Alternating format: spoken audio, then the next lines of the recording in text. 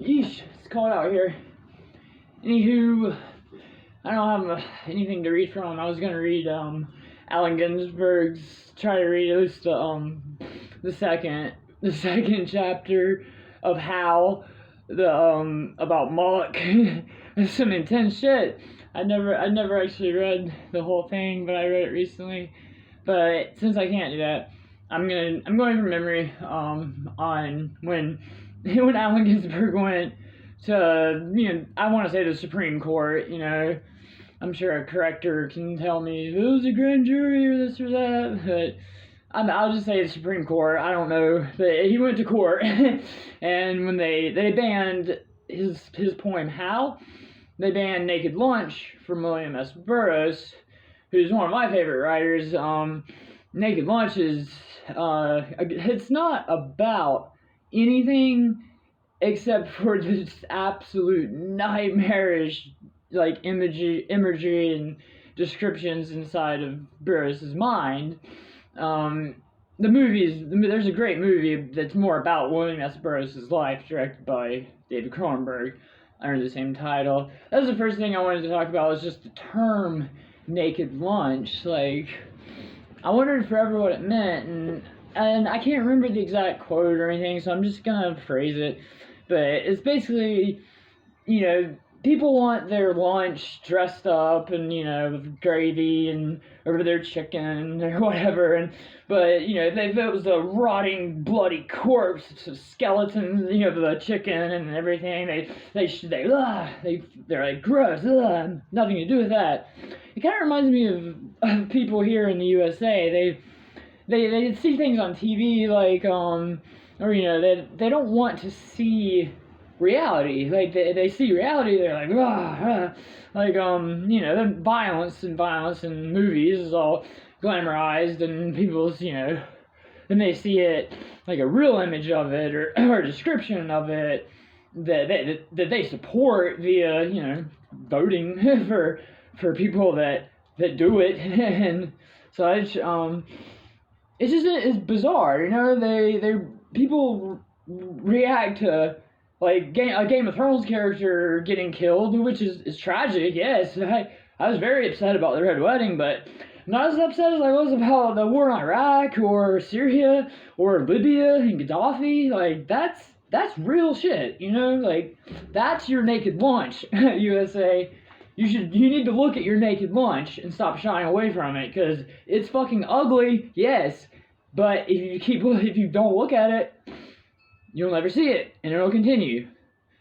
Anyway, Allen Ginsberg went to court when they banned. I think Burroughs was kind of just like, I don't give a fuck. They're very different, but I'd like to find a Ginsberg to my Burroughs, because Burroughs just apparently was like, whatever, later.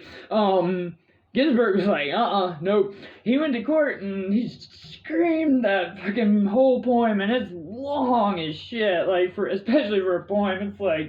And it's just an absolute breakdown of every just thing about just capitalism and just the cannibalistic just brutality of the USA. And if you're comfortable in thinking that everything's okay, then you're not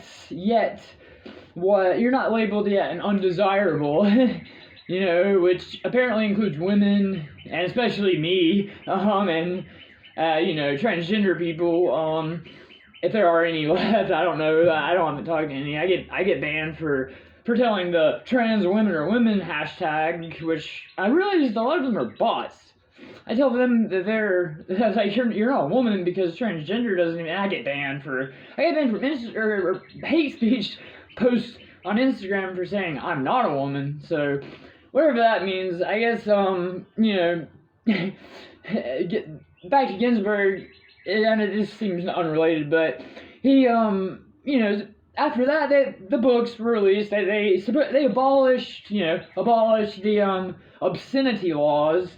But just like McCarthyism, they're not gone. Laws don't apply to the ones who make them, and they apply to us in specific times and such.